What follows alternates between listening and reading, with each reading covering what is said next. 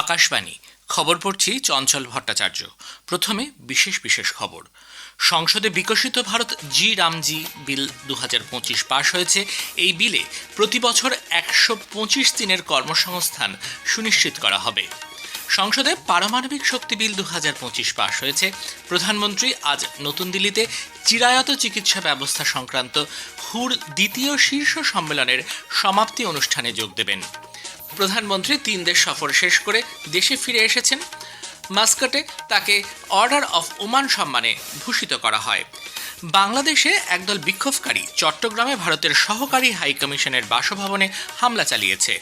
আহমেদাবাদে আজ পঞ্চম তথা শেষ টি-20 ক্রিকেট ম্যাচে ভারত দক্ষিণ আফ্রিকার বিরুদ্ধে খেলবে। আসছি বিস্তারিত খবরে। বিকশিত ভারত গ্যারান্টি ফর রোজগার অ্যান্ড আজীবিকা মিশন গ্রামীণ বা বিকশিত ভারত জি রামজি বিল 2025 গতকাল সংসদে পাশ হয়েছে। রাজ্যসভায় গতকাল বিলটি অনুমোদিত হওয়ার আগে তা ধ্বনিভোটে লোকসভায় পাশ হয়। 20 বছরের পুরনো মহাত্মা গান্ধী জাতীয় গ্রামীণ কর্মনিশ্চয়তা আইন 2005-এর পরিবর্তে এই বিল আনা হয়েছে।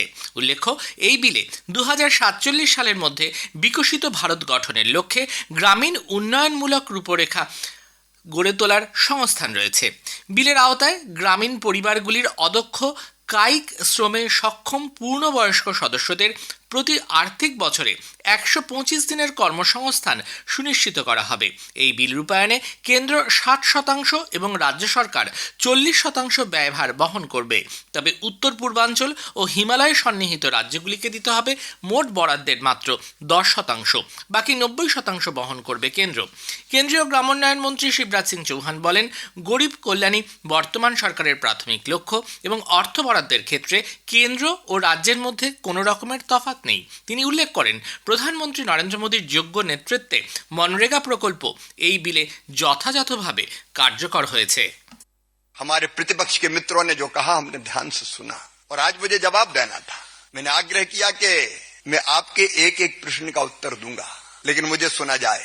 लेकिन जैसा अमर्यादित आचरण का प्रदर्शन हुआ, कागज फाड़ के उछाले गए, आसंदी के सामने टेबलों पे चढ़ गए, क्या ये बापू जी के आदर्शों की हत्या नहीं है? अपनी बात कह लो और जब दूसरा बात कहे जवाब दे तो बोलने मत दो। क्या ये अनैतिक नहीं है, अमर्यादित नहीं है? मैं उनके इस कृत्य की घोर निंदा करता हूं। সংসদে পারমাণবিক শক্তি বিল 2025 পাশ হয়েছে। রাজ্যসভায় গতকাল বিলটি অনুমোদিত হয়, লোকসভায় বুধবারই তা গৃহীত হয়। প্রধানমন্ত্রী এই বিল পাশ হওয়ায় সন্তোষ প্রকাশ করেছেন। সামাজিক মাধ্যমে এক বার্তায় তিনি বলেছেন, পারমাণবিক শক্তি ক্ষেত্রে বেসরকারি সংস্থাগুলির কাছে এর ফলে বিপুল সুযোগ তৈরি হবে। তিনি বলেন, ভারতের উদ্ভাবনকে উৎসাহিত করা এবং বিনিয়োগের জন্য এটি আদর্শ সময়। এই বিল 1962 সালের পারমাণবিক শক্তি আইন এবং 2010 সালের civil liability for nuclear damage আইনের পরিবর্তে আনা হয়েছে। এর উদ্দেশ্য দেশবাসীর কল্যাণের জন্য পারমাণবিক শক্তির বিকাশ এবং পরমাণু শক্তি উৎপাদনের লক্ষ্যে আয়নের বিকিরণ। এই বিলে পারমাণবিক শক্তি নিয়ন্ত্রক বোর্ড গঠন এবং পরমাণু শক্তি প্রতিবিধান উপদেষ্টা পরিষদ প্রতিষ্ঠার সংস্থান রয়েছে। বিলটিতে পারমাণবিক দুর্ঘটনার ক্ষেত্রে কেন্দ্রীয় সরকারের দায়বদ্ধতার জন্য পরমাণু দায়বদ্ধতা তহবিল গড়ে তোলার কথাও বলা হয়েছে। বিল নিয়ে আলোচনার জবাবি ভাষণে পারমাণবিক শক্তি প্রতিমন্ত্রী ডক্টর জিতেন্দ্র সিং বলেন, গত 10 বছরে নরেন্দ্র মোদী সরকার জ্বালানি ক্ষেত্রকে উন্নত করার জন্য বেশ কিছু পদক্ষেপ গ্রহণ করেছে। তিনি বলেন, 2013-14 সালে পারমাণবিক শক্তি খাতে বাজেট ছিল মাত্র 13,879 কোটি টাকা। এখন তা বাড়িয়ে 37,483 কোটি টাকা করা হয়েছে, যা প্রায় 107% বৃদ্ধি।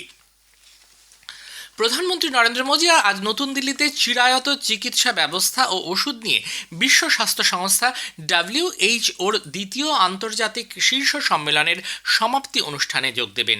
এই অনুষ্ঠানে তিনি মাই আয়ুষ ইন্টিগ্রেটেড সার্ভিসেস পোর্টাল সহ একগুচ্ছ পরিষেবার সূচনা করবেন। তিনি যোগের প্রশিক্ষণ সংক্রান্ত একটি গ্রন্থ প্রকাশ করবেন। আয়ুষ মন্ত্রক ও হু 17 তারিখ থেকে যৌথভাবে এই সম্মেলনের আয়োজন করেছে। এখানে চিরায়ত চিকিৎসা ব্যবস্থা নিয়ে দেশ বিদেশের বিশেষজ্ঞরা মতবিনিময় করেছেন। প্রধানমন্ত্রী ওমানের সুলতান হাইথাম বিন তারিকের আমন্ত্রণে সেদেশের রাষ্ট্রীয় সফর সেরে নতুন দিল্লি ফিরে এসেছেন। ভারত ও ওমানের কূটনৈতিক সম্পর্কের 70 বছর পূর্তিতে এই সফর অত্যন্ত তাৎপর্যপূর্ণ।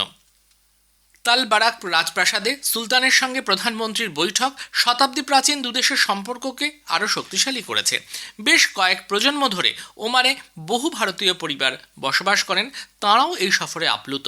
মাস্কাটে রাজপ্রাসাদে গতকাল এক অনুষ্ঠানে ওমানের সুলতান হাইথাম বিন তারিক ভারত ওমান সম্পর্ক এবং দূরদর্শী নেতৃত্বের ক্ষেত্রে ব্যতিক্রমী অবদানের জন্য প্রধানমন্ত্রী নরেন্দ্র মোদীকে অর্ডার অফ ওমান পুরস্কারে পুরস্কৃত করেন।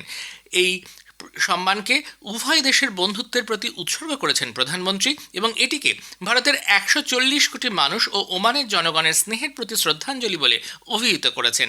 এর আগে ভারত ও ওমান ব্যাপক অর্থনৈতিক অংশীদারিত্ব চুক্তি CEPA স্বাক্ষর করে। দ্বিপাক্ষিক অর্থনৈতিক সম্পর্কের ক্ষেত্রে এটি এক গুরুত্বপূর্ণ মাইলফলক। এই চুক্তি ওমানের সার্বভৌম কর্মসংস্থান এবং নীতির সঙ্গে সাযুজ্য রেখে ভারতের কর্মীদের জন্য ন্যায্য এবং শ্রম গতিশীলতার সুযোগ করে দেবে। ওমানের সুলতান হাইথাম বিন তারিক এবং প্রধানমন্ত্রীর উপস্থিতিতে কেন্দ্রীয় বাণিজ্য ও শিল্পমন্ত্রী পীযূষ গোয়েল এবং ওমানের বাণিজ্য শিল্প ও বিনিয়োগ মন্ত্রী কাইস আল ইউসুফ এই চুক্তিতে স্বাক্ষর করেন। এটি ওমানের দ্বিতীয় মুক্ত বাণিজ্য চুক্তি। এর ফলে আরও কর্মসংস্থান, ব্যবসার জন্য উন্নত বাজারের সুযোগ এবং দুই দেশের জন্য বৃহত্তর অর্থনৈতিক সুবিধা তৈরি করবে। উভয় পক্ষ সামুদ্রিক ঐতিহ্য, শিক্ষা, কৃষি এবং বাজরা চাষের ক্ষেত্রেও সমঝোতা স্বাক্ষরপত্র করেছে। প্রধানমন্ত্রী মাস্কাটে প্রবাসী ভারতীয়দের এক বিশাল সমাবেশে ভাষণ দেন। তিনি বলেন, বৈচিত্র্য হলো ভারতীয় সংস্কৃতির ভিত্তি এবং ভারতীয় মূল্যবোধ মানুষকে যে কোনো সমাজের অংশ হতে সহায়তা করে। এর আগে প্রধানমন্ত্রী জর্ডন ও ইথিওপিয়ায় সফর শেষ করেন। প্রধানমন্ত্রী 28 ডিসেম্বর রবিবার আকাশবাণীতে মন কি বাত অনুষ্ঠানে তাঁর চিন্তাভাবনা দেশ বিদেশের মানুষের সঙ্গে ভাগ করে নেবেন। এটি হবে মাসিক এই বেতার অনুষ্ঠানের 129তম পর্ব। বেলা 11টা থেকে আকাশবাণী এবং দূরদর্শনের সবকটি প্রচার তরঙ্গ এবং Akashvani news on AIR website, mobile app, প্রধানমন্ত্রীর দপ্তর, তথ্য সম্প্রচার মন্ত্রকের ওয়েবসাইট, ইউটিউব চ্যানেলে মন কি বাত সম্প্রচারিত হবে। হিন্দিতে এই অনুষ্ঠান সম্প্রচারিত হওয়ার পরই আঞ্চলিক ভাষায় এর তর্জমা শোনা যাবে। এ খবর প্রচারিত হচ্ছে আকাশবাণী থেকে। আমাদের সংবাদ শোনা যাবে ইউটিউব চ্যানেল আকাশবাণী সংবাদ বাংলা, ফেসবুক ও ইনস্টাগ্রাম আকাশবাণী সংবাদ কলকাতা এবং এক্স হ্যান্ডেল এআইআর নিউজ কলকাতাতে। বাংলাদেশে একদল বিক্ষোভকারী চট্টগ্রামে ভারতের অ্যাসিস্ট্যান্ট হাই কমিশনারের বাসভবনে হামলা চালিয়েছে। কূটনৈতিক প্রাঙ্গণে নিরাপত্তা নিয়ে এর ফলে যথেষ্ট আশঙ্কা দেখা দিয়েছে। পুলিশ সূত্রে জানা গেছে, আজ ভোরে এই ঘটনা ঘটে। উত্তেজিত জনতা বাসভবনের বাইরে ইটপাটকেল ছুঁড়ে সম্পত্তির ক্ষতি করে। পরিস্থিতি আরও খারাপ হওয়ায় নিরাপত্তা বাহিনীর সদস্যরা বিক্ষোভকারীদের ছত্রভঙ্গ করার জন্য কাঁদানে গ্যাসের শেল নিক্ষেপ করে। হামলার সঙ্গে জড়িত বেশ কয়েকজনকে আটক করা হয়েছে বলে খবর। ইনকিলাব মঞ্চের নেতা শরীফ ওসমান হাদির বিদেশে চিকিৎসাধীন অবস্থায় মৃত্যুর পর গত রাত থেকে ঢাকা এবং অন্যান্য বেশ কয়েকটি জেলায় ব্যাপক বিক্ষোভের মধ্যে এই হামলার ঘটনা ঘটে।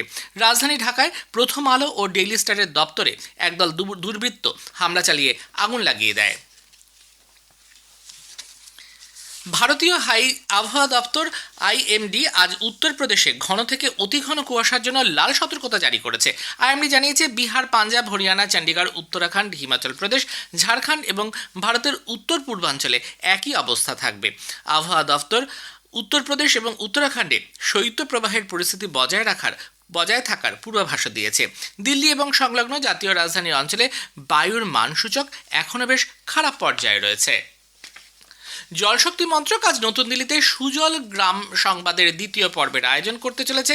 মন্ত্রক জানিয়েছে, নীতি নির্ধারক এবং তৃণমূল স্তরের কর্মীদের মধ্যে পার্থক্য ঘোচাতেই এই সুজল গ্রাম সংবাদের লক্ষ্য। আহমেদাবাদে নরেন্দ্র মোদী স্টেডিয়ামে আজ পঞ্চম তথা শেষ T20 ম্যাচে ভারত দক্ষিণ আফ্রিকার বিরুদ্ধে খেলবে। খেলা শুরু হবে সন্ধ্যে 7টায়। 5 ম্যাচের T20 সিরিজে ভারত 2-1 এগিয়ে রয়েছে। লখনৌয়ে চতুর্থ ম্যাচ কুয়াশার কারণে পরিত্যক্ত হয়। শেষে বিশেষ খবর আরও একবার। সংসদে বিকশিত ভারত জি বিল 2025 পাশ হয়েছে। এই বিলে প্রতি বছর 125 দিনের কর্মসংস্থান সুনিশ্চিত করা হবে। প্রধানমন্ত্রী আজ নতুন দিল্লিতে চিরায়ত চিকিৎসা ব্যবস্থা সংক্রান্ত WHOর দ্বিতীয় শীর্ষ সম্মেলনের সমাপ্তি অনুষ্ঠানে যোগ দেবেন। প্রধানমন্ত্রী 3 দেশ সফর শেষ করে দেশে ফিরে এসেছেন। মাস্কাটে তাকে অর্ডার অফ ওমান সম্মানে ভূষিত করা হয়। খবর শেষ হলো। এরপর খবর শুনবেন 7টা বেজে 25 মিনিটে।